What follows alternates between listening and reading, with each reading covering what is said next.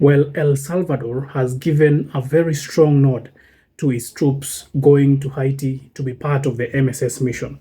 The Congress has passed 57 out of 60 Congress members have given a nod that its troops, the El Salvadorian troops, will be sent to Haiti as to be part of the MSS mission. And this is huge news because it is not only the gesture of sending the troops there, it is the fact that it is coming from El Salvador. And whoever knows El Salvador knows that El Salvador was in the same situation where Haiti is just 2 to 3 years ago. And President Bukele has been very, very instrumental in quelling the gangs in his country. And at one time this year, just earlier this year, he said that it is possible for Haiti to also win over the gangs if he is allowed to be part of the MSS mission. Well, now it is clear that El Salvador will be sending its troops to Haiti, and that means that they are going to be part and parcel of the MSS mission. Well, I just want to take you back to what happened in El Salvador. The issue of gangs in El Salvador had taken a long time, and many presidents that had come before Nayib Bukele did not succeed in getting rid of the gangs in the country. But what difference did Nayib Bukele, the president of El Salvador, do that he managed to quell the gangs, something that presidents before him did not ever do? And perhaps this could be the same method that can be replicated in Haiti. Well, first we have to accept the fact that Haiti has not had its elections. El Salvador, on the other hand, had a government and had elections. That meant that that government had the support of the majority of people in that country. That is one thing, but not to worry, because the MSS plan and the Haitian National Police and the security sector as a whole in Haiti is aimed to make sure that Haiti undergoes a free and fair elections in 2026 February. So Haiti will undergo an election and leaders will be elected. But what happens after that is now what can be pinned to what happened in El Salvador. When Nayib Bukele took over office, he vowed that he is going to deal with the gangs in the country. And what happened before that was very, very instrumental, because there had been an attack from the gangs that led to the loss of lives of about 90 people in that country. That made the entire political class to rally behind Nayib Bukele in his approach to win over the gangs. And that is the first strike that Nayib Bukele had. He had the majority in parliament that allowed him now to execute a state of emergency in the entire country. Now, this state of emergency was very, very instrumental in making sure that Nayib Bukele has won over the gangs in El Salvador, because the state of emergency that was put in place by the Nayib Bukele government cut gang street level membership and collaborators, cut off their communications, cut their ability to manage drug peddling, that is the revenue that these gangs were getting from drug peddling that enabled them to terrorize the citizens, disabled their command structures, and 5, inhibited their ability to a collective organized response. That means that this state of emergency was very, very fundamental in disabling the gangs in the nation of El Salvador. And that is the winning streak that Nayib Bukele had, as opposed to the previous governments that were finding it hard to have a state of emergency and do all these things. What we know is that Haiti currently has a state of emergency. That is a countrywide state of emergency. There was a state of emergency before in Port-au-Prince only, but right now there is a countrywide state of emergency. So we are seeing the same approaches also being used in Haiti, but not to the effect that it was being used in El Salvador, because what we are seeing here in El Salvador, there were 3 main pillars that made even this state of emergency to be very effective in quelling the gang problem in El Salvador. With the level of support that Nayib Bukele had in the government, it meant that he had the support of all branches or arms of government that enable him to have a very extreme legal measures from the police and from the judiciary sector.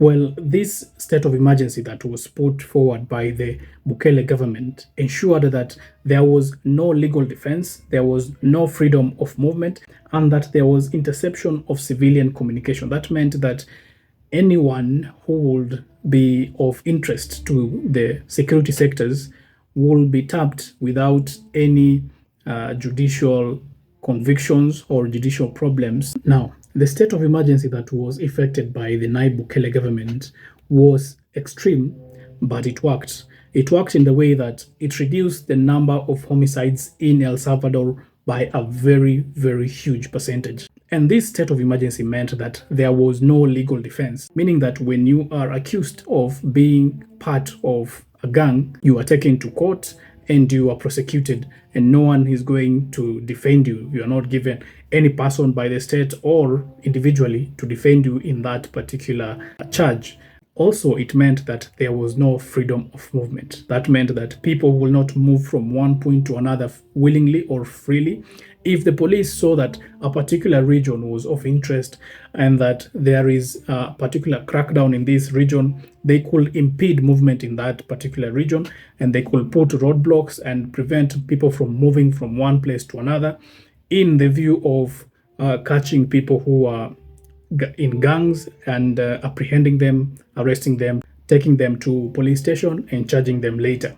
Now, it also meant that police officers could intercept civilian communication. That meant that they had that partnership with telco companies in El Salvador that enabled them to intercept in communication of people who they thought would be part of gangs or part of gang philosophy, that they will intercept their phone calls, they will intercept their messages. Basically, they will intercept their communication to listen in on what they are planning and what they are doing, so that they could further gather more people who are affiliated with these gangs. You have to realize that it is not only people who are holding guns that will be referred as gang members in El Salvador.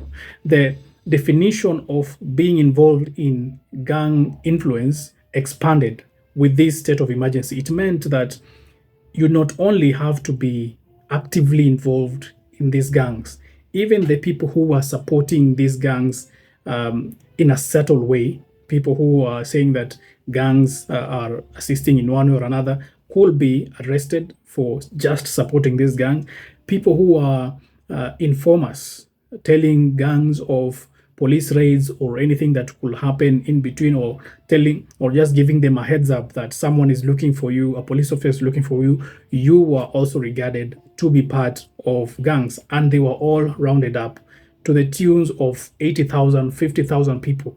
They were rounded up and they were taken to police stations and later jailed. So it was an entire system of fighting this philosophy, of fighting these insurgencies that despite being condemned by human rights groups, it has drastically reduced the numbers of homicides in El Salvador. And Nayib Bukele, the president of El Salvador, is revered as a person who has really, really helped the country to suppress and put to an end the gang violence or gang influence in El Salvador, something that many presidents were not able to do. And that is what he meant in his tweet earlier this year when saying that it is possible for Haiti also to take a similar route, and that they will be able to finish off this problem with gangs, and Haiti will be back on its feet, just the same way that El Salvador managed to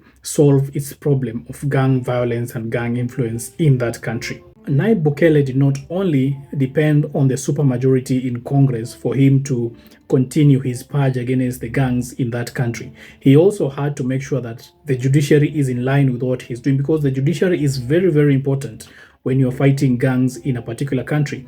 And that is when he decided to also purge the judiciary. He removed some of the judges that he thought were not in line with what the government was doing, and swore in other judges that now were in line with the agenda that the government was doing. He also made sure that he tagged the gang influence in that country, or people who were involved in gang affiliated activities, to be extremist insurgencies. That meant that the government had the right to go and use extreme measures to deal with these people who were involved in particular gang activities in El Salvador.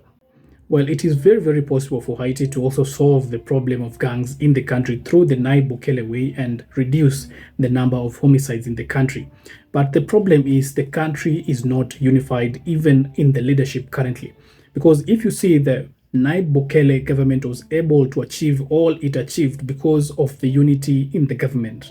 There was one principal, there was one leader who was giving instructions, and those instructions were followed top down to the last person who was in contact with these gangs.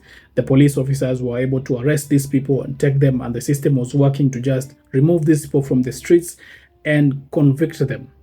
Now, the problem is that in Haiti right now, we don't have a unified administration. Just the other day, we saw that the government of the day has some rifts in between, where the prime minister will say this and the head of the Presidential Transitional Council, that is Leslie Voltaire, will say the other. Now, that is a very, very huge fracture when it comes to fighting insurgencies like gangs and violent gangs as such as the ones in Haiti. It needs a very, very strong approach from the administration to work in unison so that there can be easy flow of information. Also, that they will be able to fight these gangs through the approach that the government is working towards a particular direction. Well, lastly, Nayib Bukele ensured that the age to try people who are involved in gang violence and activities was reduced to 12 years of age. And that is very important also for Haiti, because if you assess the people who are taking part in these gang violence in Haiti, most of them are young children.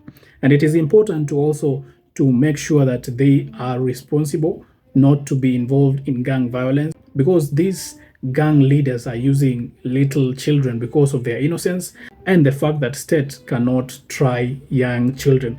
And that was very, very important for El Salvador, to reduce or lower the age of the people who are convicted of gang influence to 12 years, which I think is too young, but that was the age that Nayib Bukele's government ensured that they could be tried, so that it will act as a discouragement for anyone or any older person who will try to recruit younger people to work for him, to work as gang members, or to perpetrate gang activities. So these are the strategies that Nayib Bukele put forward.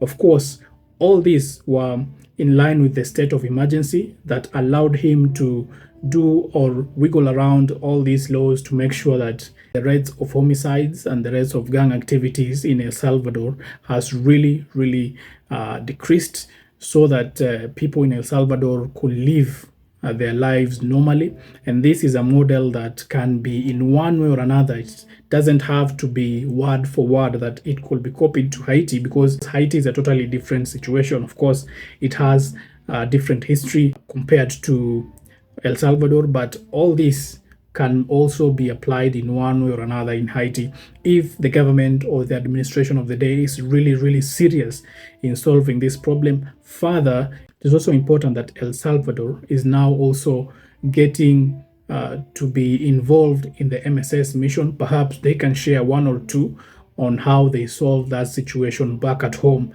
to how the MSS mission can also solve that problem in Haiti. So that is what is happening regarding Haiti.